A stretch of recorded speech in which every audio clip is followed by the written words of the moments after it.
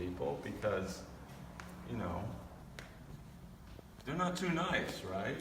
So, I mean, maybe you and I are the same, but the Orange County thing is like... Hey, I grew up with Gardena, man. I did grow up in the Orange group. I know, no, but you're saying the South Bay, but the Orange County thing, the whole crowd and the TSOL and all of that, is that, you know, they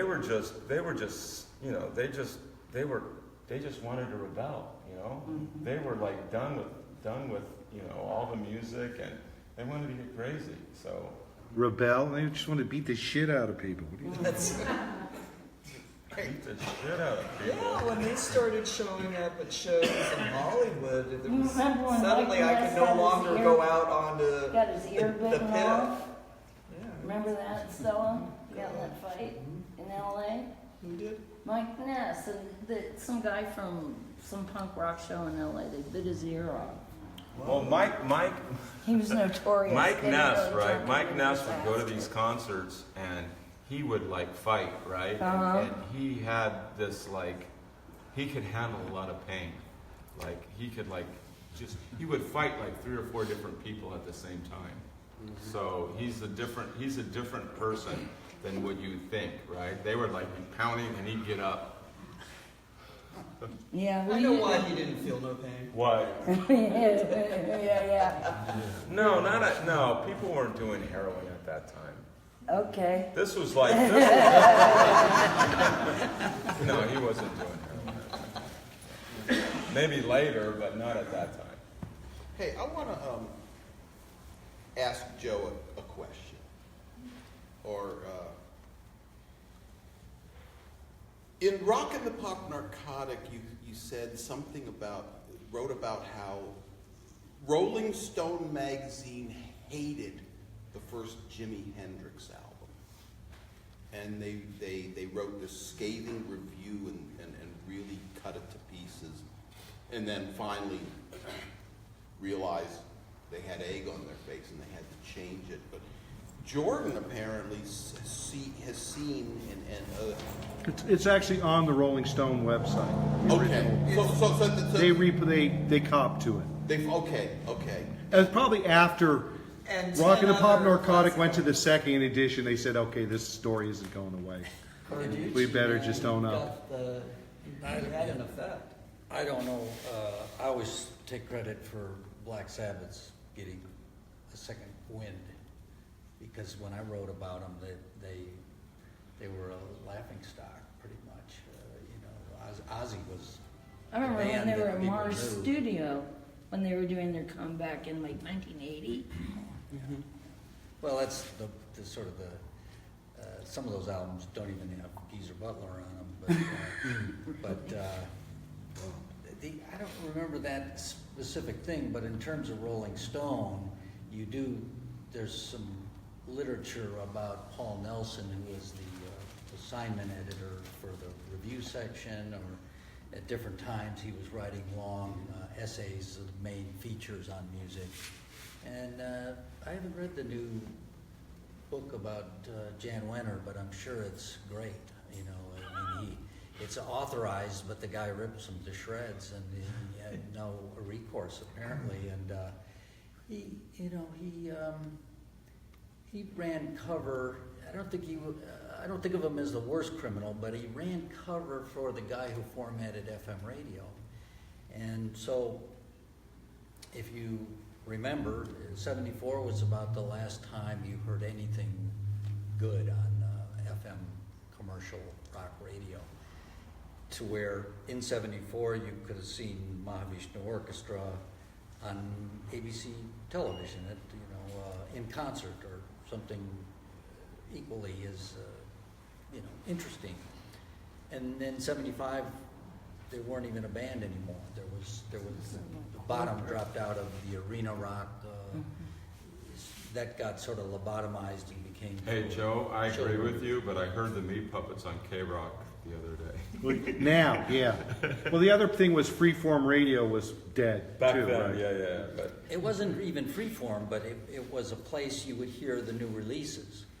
And suddenly Lee Abrams had sort of made a network, so he was centrally sending out the recommended superstars format, which yielded platinum sales for, you know, Pink Floyd and Fleetwood Mac and the Eagles, and just really a narrow group of bands. And that's really, I think, what triggered punk rock, because from '74 on, that's the beginning of punk rock, where we say, well, we got to, music is more interesting than this, and television and Peru, and really a million Stooges. bands, a million bands picked it up, and of course didn't make money for decades because of Lee Abrams and radio, and Jan Wenner sort of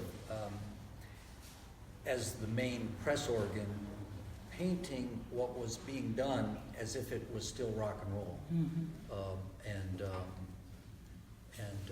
treating the few punk rock stories they put into the magazine as the latest trend that was going nowhere. You know, whether they were the Sex Pistols or they covered some of our bands by '85, I guess that article was in, and they never called me about anything till SST was suing the Meat Puppets, and you know, I think the story should be told, so I answered his questions, but I was, you know, not enthusiastic about talking to them about Greg suing Kurt, and that isn't the story of SST that Rolling Stone should have been, you know, covering all along, really. And then there was also, by the '90s, there's a series of obituaries of people in Rolling Stone who had never had their records reviewed in Rolling Stone. They'd never been mentioned in Rolling Stone.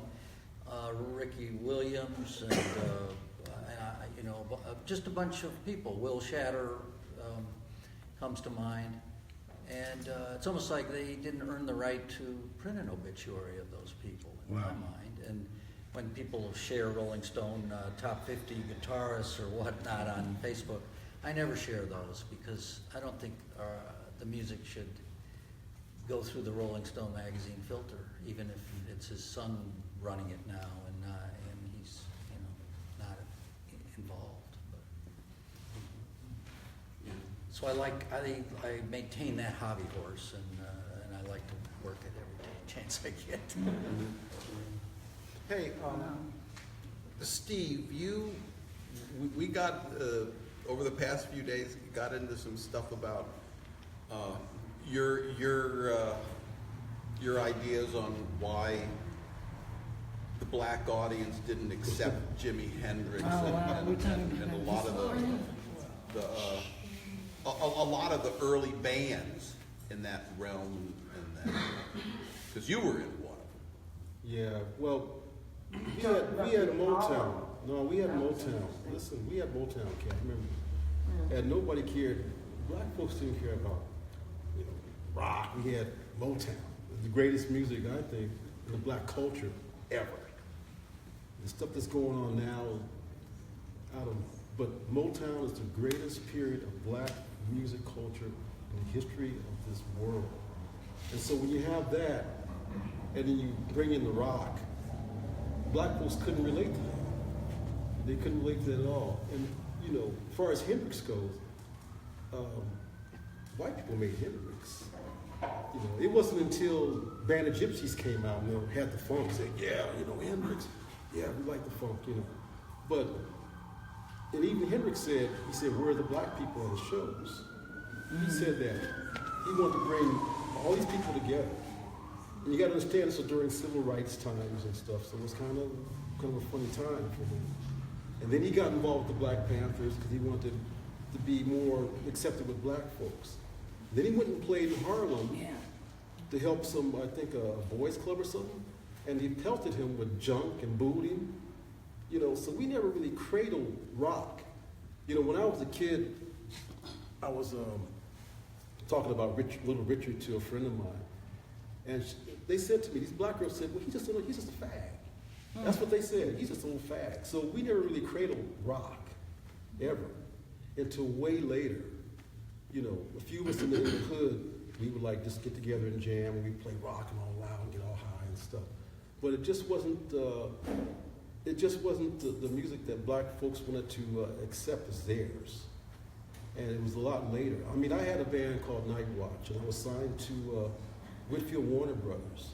And we played all rock, only because we liked it. But they gave us this label, well, you're black rock, you know. So, no, man, we just like rock, you know. And our old friends called us painted-faced white boys. And we said, well, fine, you know, but we like playing it. But later on, they said, well, you guys are, you know, hey, they got into it later. But I have to say that the R&B is what we cradled as our music, and we never really accepted rock as our music. Now it's all different. It's just a big montage of just whatever, with the rap and everything. It's just this big old homogenized thing that's just all together now. But that's pretty much how we saw it. Now the Brothers Johnson, they really like rock, but they had to play funk to get over. See, with Quincy Jones said, you can't play that. You got to play like that. And it's funny because George Johnson came over to a friend of mine's house one day, and we were just, I never met him before. I said, oh, wow, George Johnson's in his bedroom. And we started playing blues guitar, you know. I said, he loved the blues, you know. But, That's his booty call. In Sheboygan. you know, I mean, I like rock because I want to be different. I want to be like everybody else, you know. I just want to say, well, and that's why I got involved with punk rock, too, you know.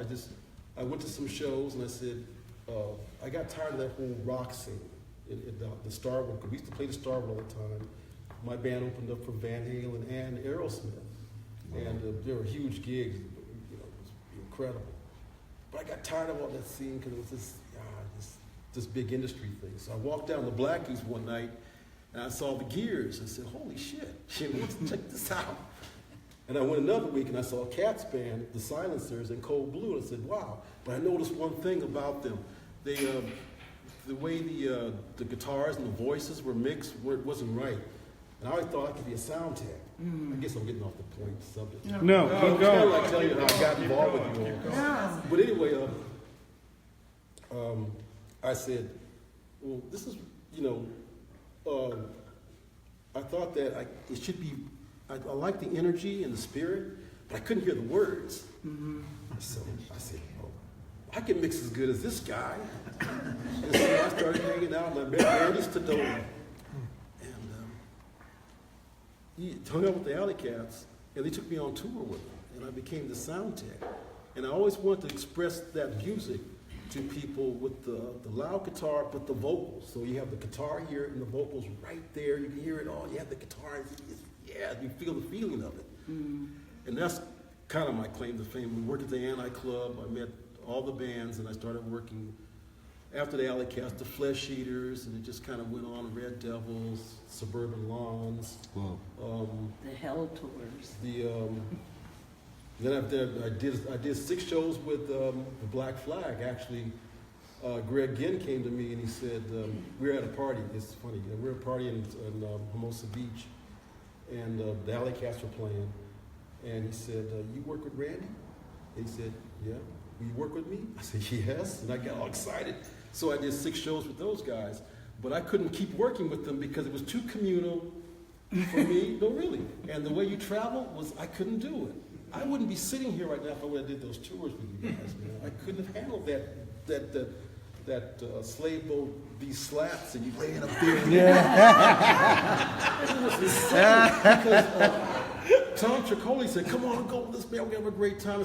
I looked in that van, I said, no way. No, we're in a van, and you have like it's like a ship, you know, and Like it's a like, slave boat. and I made them, Oh, and it's man. like you sleep there, and it's like the guy above you spots to him. Like, come on, bro.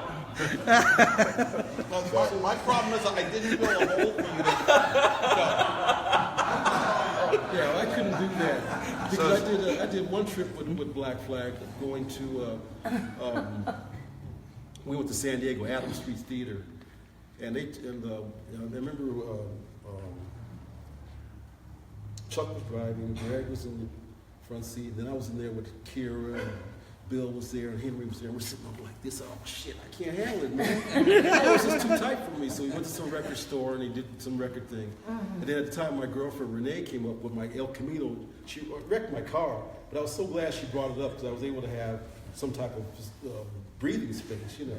And so, and then they told me, you work for us, you got to work for everybody. So St. Vitus played, I had to mix them, the Meat Puppets. You know, this is when I met Davo too. I think you weren't doing sound back then, but Dave. No, that's when we start. That's when we're doing SST. So Yeah, we're yeah. focusing on that. But then Dave will come in and they say, well, you should show Dave how to do sound. I said, okay, I'll tell him what to do and stuff because all my training came from Dave Levine rap. They're like gods to me. You know? Look at him, he's a billionaire now. You know, but he's Still the greatest gods. sound.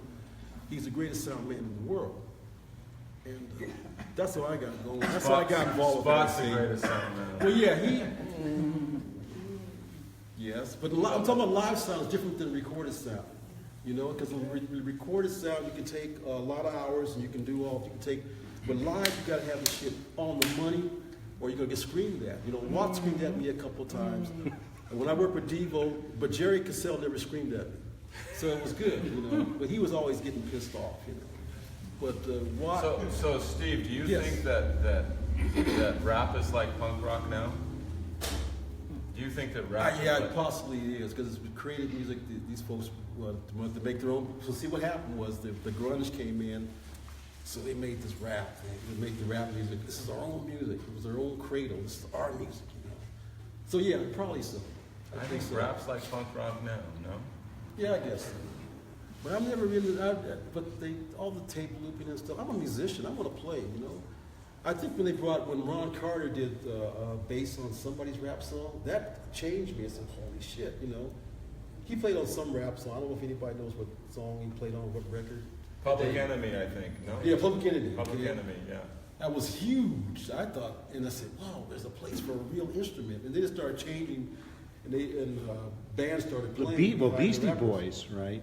What? Yeah, those Beastie guys were great. Beastie Boys did kind of like rap records, but then with Check Your Head, they brought all the band They stuff were back great. in that they learned from when they were a we hardcore toured with punk those rock guys. They were great, and they were really nice people.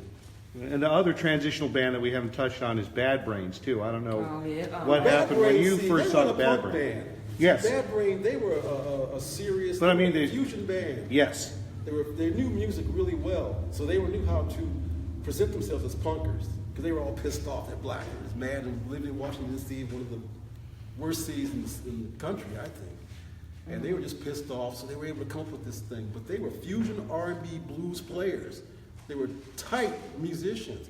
And then you have Living Color also. When they came in later, they were the same kind of guys. Right, but Vernon Reid was influenced heavy by Bad Brains, right? I mean, what was like the first time you heard the Bad Brains Roar tape or whatever? Like that was like the really Rock killer for Life was a recording. great album.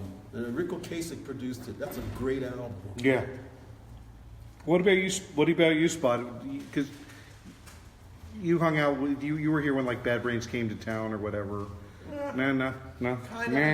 I never really had much association with them. I think I met the guys once, but I mean, I thought they were a great band at first, but I just when they got into the whole big reggae thing, I just didn't do anything. I was never a big fan of reggae. You know, it never really appealed to me. I don't hate it. I just don't search it out. If it's there to listen to, okay, great, but I'm not gonna go toward it. But like that from an engineer, like a recording engineer, the Roar tape, that was pretty heavy stuff. I mean, those were good recordings for hardcore punk rock, right? The Sailing On and Big Takeover. I mean, you could everything sounded pretty Okay. now. Okay. All right. I'll take your word. I 'Cause, don't know. I mean- I don't know if I've listened to that. Okay. If I did, it's Yeah. you know. Okay. It's like I heard way too many things that I'm not sure what I was listening to. They were looking for you though, and you were in Texas. Maybe. They came to Phelan Avenue, SST, and stayed. They a few wanted a days. brother to record their tunes, bro. They wanted to Did you ever record. hear of Pure Hell? It was all black punk. I was band. talking to you about, I told you Kat was talking about that. They were Yeah. like It's Stella, you might remember them. They had played at the Mask. The Mask? Mask? Yes. Wow. They were from Philadelphia, right? Right, Philly band. Yeah, and they were Philly band. absolutely amazing. Really? They were absolutely were. The amazing. Mask? They had so much energy. Wow. And they played the Mask when it was in the Banner, the old Banner shop on Vine and what's it, Santa Monica. Wow. But One beautiful. one other heavy story, just to kind of twist it a little bit. Spot, were you around when Brendan Mullen did some gigs with Black Flag? Or do you have any Brendan Mullen stories? Speaking of the I Mask. believe so. I mean, he started hanging out. Yeah, he was making these trips down to Hermosa, and I ended up with some of his tapes, and I'm not really sure what well, whatever. But Brendan and Black Flag got. They got along, but there was this time up at Target Video in San Francisco when Brendan and Black Flag they did a whole bunch of graffiti on the downstairs wall and doors, and that may have been a little excessive, but That would be me. were you there? Yeah. Okay. I'm not sure exactly Right. what Little was hazy. going on there. I mean, I got No, along you with talk the trash and then you Oh, yeah, you yeah. respond, It's like, it's a different world now than then, right? So Yeah. you respond differently, right? Yeah. Create a meme. But Brendan was singing, or what? Yeah, he told me he sang a couple of gigs with Black Flag. It was like Oh, one or I two. believe that. It didn't. It like Where was this? I don't remember. We don't remember that. It might have been in San Francisco. It might have been down in, maybe he sat in on some. Yeah, it was more like a down- sitting in down in the basement of the church. and I don't experiment. think he played at a gig so in San Francisco or those places. Maybe it's at that place over there, which is the church. Yeah. You want to talk about the church spot? Oh yeah. Well, the church was You the, got a lot. the old. That's the a old, lot. That's all those pictures over there, right? Most of them, a lot of them. But yeah, the church was the old church that became a hippie art thing, and then Greg was building the Tuners. SST No, at the Greg was back. building the Tuners. Yeah. The next place. He was in Java Man Coffee House. at the Java Man Coffee House. Yeah. Well, he was living in the Java Man. Yeah. With Medea. Yeah, and so we would build the tune. I mean, I helped them build the tuners there Oh, so that actually you built the tuners actually in the house. in the house. Yeah. Okay. I thought it was only in the back No, room in the no, no, church. no. So okay. So what about where Chavo used to live? I saw a picture of Chavo. Who's Chavo? Ron Reyes. Yeah. Okay. I mean, they might not know. That's what Oh, yeah. So I was like looking over there, and I like slept there for a while, like in his little like cave, right? And I looked at it and I go, wow, it's like 20 of us, like drinking beer and like. Well, and Spot, the photos here is showing in the gallery from the church. The bulk of them are taken when Penelope Spears came down to shoot Decline of Yeah, Western yeah. Civilization, the first one. But there's also some photos of just parties that would happen down in the room. There's one photo of Greg and Pettibone punching each other for whatever reason. They got in a fight? Yeah. Yeah. They're Irish. Yeah, and I got a photo of it. I don't know exactly. That's what was kind of going racist. on. They're Irish. They fight. Oh yeah, everyone hated the Irish. No, what's funny is that we used to when we were on Phelan, we used to play basketball, and so all the SST people would come out and play basketball, and then Raymond and Greg would fight. It's like, fuck you. It's like, why are you guys fighting? You know, they were always at it on something. Yeah. Still are. Oh, well, yeah, Well, they're not of course. Jordan, have you seen the expanded version of Decline? And did they, Yeah, I had got the DVD, did the they bonus add the tracks. stuff Spot did with the Hangman's Noose and the No, Medea interview? Is any of that in there? like extra stuff is like there's a couple extra Germs tracks, a couple extra Fear tracks, but nothing like Nothing really, church. nothing like other than like band performances. Yeah. I mean, could be like a whole nother film, but no, there was nothing really weird in They there. weren't sure they could find any of that stuff, and obviously they didn't. Yeah. Because they interviewed Medea, which would have been, in, Yeah, and that spot has a picture with Medea. One of the good pictures of this show is that a picture in the church during the Decline filming with Greg and Medea holding up some T-shirts. to the camera. Yeah. To Penelope's camera. Yeah. Hey, I was wondering if anybody has any questions. I have a question. So one of my favorite things here is your treatise on audio in pools, and I skated pools in Honolulu and around Phoenix and all over California long enough ago that someone would show up with roller skates, and there would usually be one regular that showed up with roller skates who was generously described as eccentric at that point.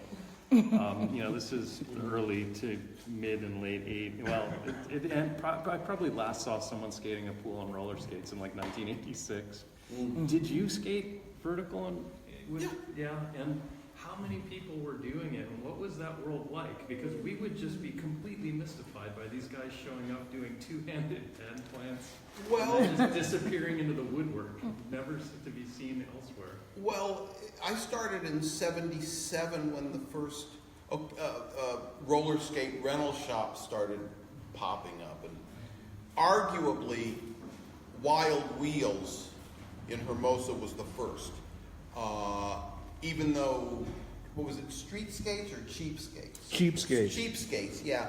In Venice, I think they had been doing it out of a van already, but they never had a brick and mortar store until maybe about a week after Wild Wheels opened. That's the story I have. I'm not sure if it's verified or whatever, but I don't know. It was just the skateboarding thing. Something about it didn't pull me in. I thought it was cool.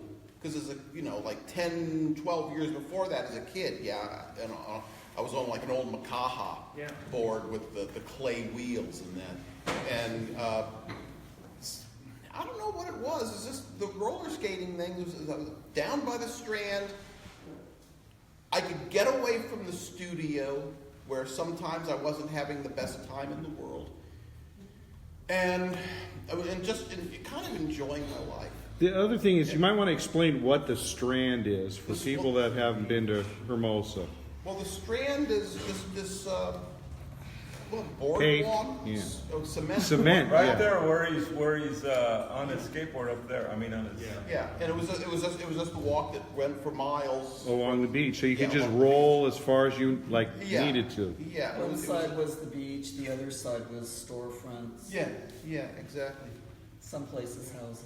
But yeah, when I got into it, I mean, it was just like, well, in Venice they were all about the disco skating. We didn't have any truck with the disco skating because it just wasn't part of our lives. It was all about running slalom, drinking beer, and we'd be going all night long. Hey, let's go to the big street. What was it? 190th, the big the big hill, yeah. going Oh down. yeah, oh my And stuff God. like that. Oh, Yeah. that's insane. And then the skate parks came up, and then there was that guy Fred Blood, the guy who's up in the air. He was kind of like the daredevil guy, and everybody, we were all doing that, but we were mostly hanging out with skateboarders who were doing that stuff too, ramps and that. So we had to go to the parks with them, and do that too. So yeah, I was doing all of that stuff. I just don't. I wasn't taking pictures of myself. I was taking pictures of other people. Girls. Yeah. Yeah. Yeah. So, okay. I have a question. It's kind of a two-part question. I would love to hear you talk about when you were recording the early Meat Puppets albums. And also, just a more general question, I'd love to hear you talk about just whatever philosophy you have about recording bands. What was your approach like? I mean, I feel like I know what it did and what it sounded like, but I'm curious like how you think about it. Well, my take on it was, okay, once again, I was getting really bored with the highfalutenness of stuff happening in the 70s. Some of the multi-track stuff was starting to, it was more about the technical stuff rather than the raw energy of catching a performance. And it didn't appeal to me. And but when I listened to jazz recordings, you know, that were all really good. I mean, like Ozzy Cadena, who was Dez's dad, lived in Hermosa. And I'd talked to him about some stuff. He did some stuff over at Rudy Van Gelder's in New Jersey. But the old jazz recordings were always something that really appealed to me. And early rock and roll and R&B recordings all had some kind of just raw edge to them. And I started treating the punk bands as such, as like, well, if this was a jazz situation, what would I do? And it was like, okay, let's get the performance down. Let's not, screw the overdubs. A few, fine. But I tried to go, I was more impressed with getting as close to live as possible. And I asked about the Meat Puppets. The very first one was just, I don't even know, okay, Lori and Ed Barge, was it? No, not Ed Barge. Well, Ed did not show up on time, so you started as the engineer. And then, then he came in. And then Lori, you had basically, no, you hadn't mixed, you recorded it all. And then Ed came, and he was doing mixes with Lori, and you couldn't mix it because they had eaten mushrooms and they couldn't separate the sound and they had to be turned in on each other, so the amps were pointed at the drums. Well, yeah. So you could do all this you wanted and nothing changed. Why that happened was because it was at Unicorn. I set up the Meat Puppets in the room in a standard way, to get a little separation. And for some reason they just, this wasn't happening. And so Lori just runs into the room and she takes all the amps and just pushes them close to the drum. And everything was just right there. And I'm like, oh, good. So I just put the mics in front of it and I said, there's going to be all kinds of bleed, but God Almighty! And so I just rolled, and then it just took off. And the meat, okay, I'm not a pot smoker. It doesn't do anything for me. But the meat, I'm not saying I've never smoked it, but the Meat Puppets were the only session I could smoke pot on, and it's like, that's new. Well, no, I didn't do anything. That's when I started smoking cigarettes, just for something to do. But no, with the Meat Puppets, if I had like one or two hits of pot, suddenly I understood exactly what they were doing, And the funny thing is, they were all on acid. Oh yeah. Well, I couldn't go that far. Right. You know, it wasn't going to be Willie Nelson and Snoop Dogg. I couldn't have done that. But well, anyway.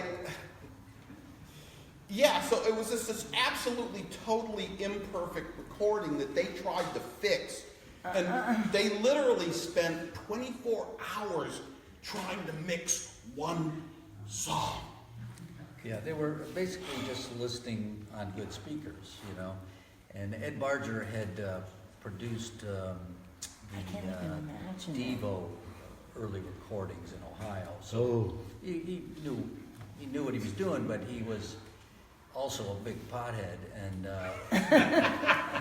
Lori was a bass player, singer, and monitor, so she had played with, the monitor had played with the Meat Puppets, and she was #1 Meat Puppets fan and their manager, and the other thing she told me was, I mean, she would go and huddle with Kurt, and like he was this fragile mystic, and she would then come back and she'd say to you, they're going to just go off and do songs, so that don't yell cut and don't yell rolling. So you took that to make the submix down to a 2-track and run that at slow speed, so it would catch all of this noodling that would then become Walking Boss on that record, or a couple of those songs were caught that way. There is no multi-track of those, you know. So It was actually like a quarter track, you know. I slow speed, when I ran out, just turned it over, got the. you caught that some of the best stuff on that record is from that. So she was. Lori understood them and cued you in on them, but then to do the mixing, in the end, you did the mixing. Oh yeah. We went up to Music Lab, their Studio A. I mean, they had actually they had the same board that Unicorn had, but it was in a room that actually worked like a real room, and Unicorn Studio was almost a usable room, but not quite. And that was all I had to work with. Damn it! But yeah, no, they said, well, we don't mind paying for our own education, because they had pretty much cut Lori and Ed out of it. Yeah, and that's when they came to town and you did the mixes, and they used one Lori and Ed mix. Right. I think just so Mike Shepard wouldn't say, "Oh, you should hear the other mixes." And I didn't realize how genius that was, but I don't think they finished their mixes. But so yeah, that was because of their condition. I had first heard they were on acid, but I think they said later it was mushrooms. I ended up at one of their generator parties outside of Tempe in the desert, and there were a lot of mushrooms, both on stage and in the crowd, with mushroom tea everywhere, people eating mushrooms. Kind of a mess. How'd they play? They did terribly. Like they were, I mean, they didn't play as well as the record sounded. Things just kept going on and forever. Are there? Okay. Does anyone have a couple more questions? I think we've got time for that. Okay. Let's go you and then you. So there's a lot of different accounts of the Pollywog Park show. I was just wondering if you have any recollections of that show. You were there taking pictures. Yeah. It was ridiculous. I think it might have been the event that changed my life, because I was. What was it, 79? And it was before I wanted to even work with Black Flag, but somehow I ended up at the show and I took the pictures, and it was a Shakespearean event.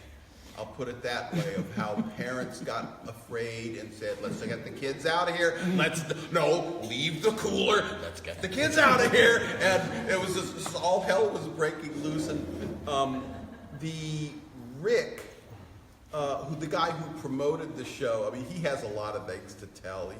He said later he thought the whole thing was hilarious, but he had to like put on the air of like, I'm the man in charge, you know, just because of the job it was. And, so yeah, it was a pretty amazing show. I think that's all I can have to say. Scott, you and I were there together. Okay. Hey, Carrie. So you wrote the article. I wrote the article. Yeah. Cool. Oh, we did good. Yeah. Yeah. Got around. Yeah. So I've got a question for Joe. You came to LA from a bunch of different cities, went to Hollywood, then you came down to the South Bay.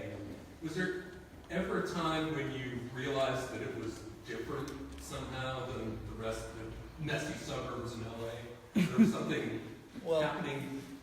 Yeah, I mean, my sense of Hollywood was just I wasn't too involved in music. I took the opportunity to see Tangerine Dream. I didn't think they were as good as some of their records, but they'd finally come to America. So I went there. I went to see Robert Fripp at the Roxy when he was backing Peter Gabriel on his first tour. But I didn't. I wanted to get out of. I don't like the climate, so I went to Portland and just sort of started working at an import store that became a distributor because the owner was connected.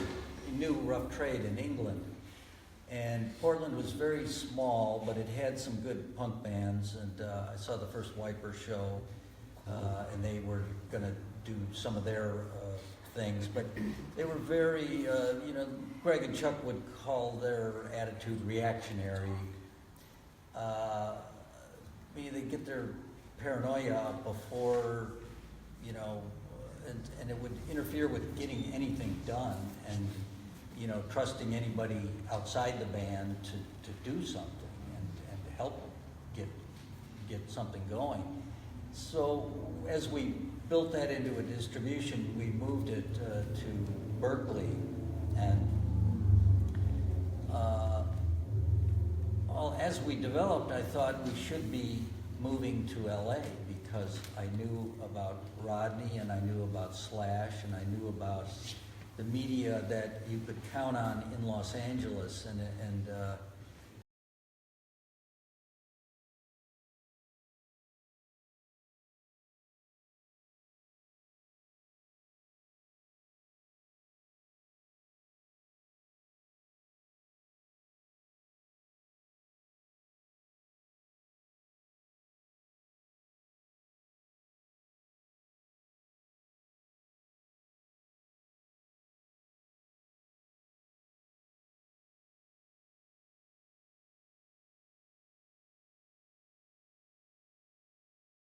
through Black Flag as being easier to work with and wanting to do work themselves to break the country, as a place to sell records and get a live audience going. So I wasn't committed to a career in music, but I thought it wouldn't be a waste of time with Black Flag. And I had done some Dead Kennedys records and Negative Land and some other stuff up, different labels for the Systematic distributor and the Thermidor label. But I was very impressed with their, getting out and touring, and so I offered to Greg in Chicago when I was visiting family, and they were coming back in July '81, I offered to come down and run SST while they were, on tour and doing stuff. And they were bringing Henry back at that point because they couldn't tour into a third week without Dez losing his voice. So Henry never loses his voice. So they were bringing him back so they could tour beyond 3 weeks. And then, the records would be, I was a little disappointed that the damage would go out through a major, at that time it was planned to go through the MCA deal that Unicorn had. So that wouldn't be an in-house SST record that I was distributing, but, so I was working more hands-on immediately with getting the Minutemen and Second Trust and the back catalog back in print. That was sort of the first task. And I started that at Unicorn in the back, and then down at Phelan Avenue. And then we would need a bigger place as things got rolling. So, first spot left the Black Flag tour, and Mugger took over sound. And then Mugger left the tour, and you almost. And then David came. Yeah, but he trained Davo, right, who just trained David. took it all the way He home. took it all I the didn't way. realize that. Yeah, I knew Yeah. Davo became the sound man, but Right. that was, I had no idea he could. Yeah, well, I told him what to do, and he kind of learned, and he did. Oh, yeah, he absorbed it. Yeah. Yeah. And then Jordan came and everything went downhill. No, everything went black. Yeah. No, that was before. Well, speaking of everything going downhill, I think we're gonna stop talking, and so you guys don't have to listen to us anymore. And this has been great. Thank you, Stella, Mugger, Joe, Steve. Thanks for the invite. And I know that kind of a big deal's been made about it, but this video thing, I figured, what the hell? Just show it. I put that book out, Sounds of Two Eyes Opening, a few years back, and the story here is that the first section of the book, which is basically entirely the whole punk rock SST kind of thing. The original edit of the book was really great, but then they had to take some of the pictures out. I wasn't happy, but we had to get the book out, and I just put all the original ones back together in this kind of video slideshow-ish thing. But then I saw this. Well, I had written all captions on all of that were not in the book, and then so I put all that together, saying, well, this was my original idea, and then all of a sudden it just went off into this whole other tangent that I kind of didn't expect with all these other photos, and I said, well, okay, sure, I'll do this, and I'm going to show it, and that's all there is to it. Okay? So, hey, stick around for that, and